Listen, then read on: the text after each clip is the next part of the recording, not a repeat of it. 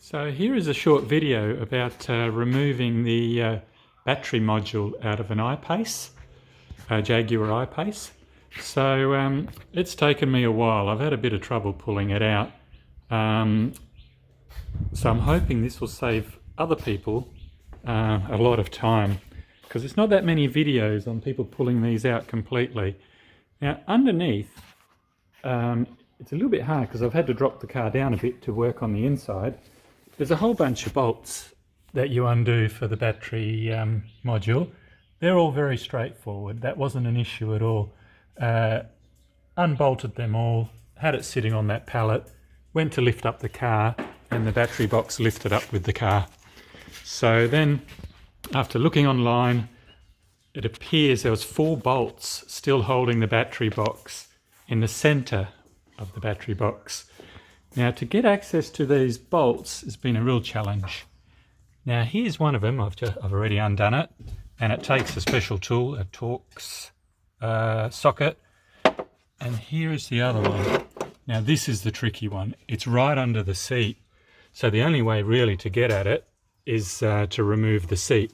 Now, normally that wouldn't be such an issue, but I'd already disconnected all the wiring, so the seats I wasn't able to move anymore, so they were stuck in almost all the way back. So I was able to get, there's one there, I'm just showing you the other side. It's the same thing on the other side.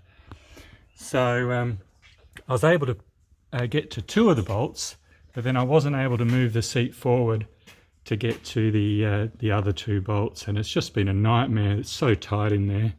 So anyway, we decided the only way was to actually power up the seat and move the seat forward to get to it. So I'll move over and show you to the seats that I've pulled out. I was hoping to actually keep one.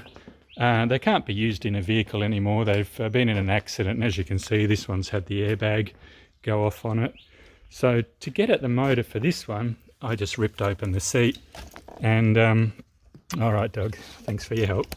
As you can see, I got the wires exposed, and I was able to put my 12-volt charger on it, and it was pretty straightforward, just the 2 larger wires there. You just swap the polarity if you wanted to go forward and backwards.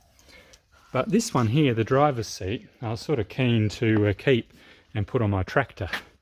So that one there, I had to get underneath and get to the motor, and as you can see there, I was able to get to the motor and move that one forward as well. But I'll just show you my hand. It's covered in blood, a few band-aids. There's lots of sharp things underneath that seat.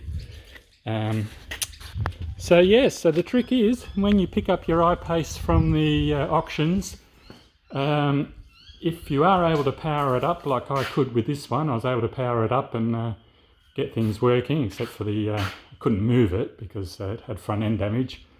But I could have moved the seat forward and backward and undone those bolts straight away before powering it down. Here's the rear motor, which is very easy to pull out. I used spring compressors to pull the springs out, but I don't know if you even needed to do that, but I thought, just to be safe, do it in a controlled manner, pull the springs out, 4 bolts and a whole heap of plugs, and the motor is out. That one's going to my brother's. I got the Tesla motor there to go into this Porsche, and I'll probably pull the front motor out. Perhaps someone else might be able to use it. I think it's going to be a challenge for anybody to get them working, really, with all the electronics, whereas the Tesla motor's got a different motherboard in there, so that you can get it to work. All right, there's the progress. I hope it saves somebody some time, and thanks for watching.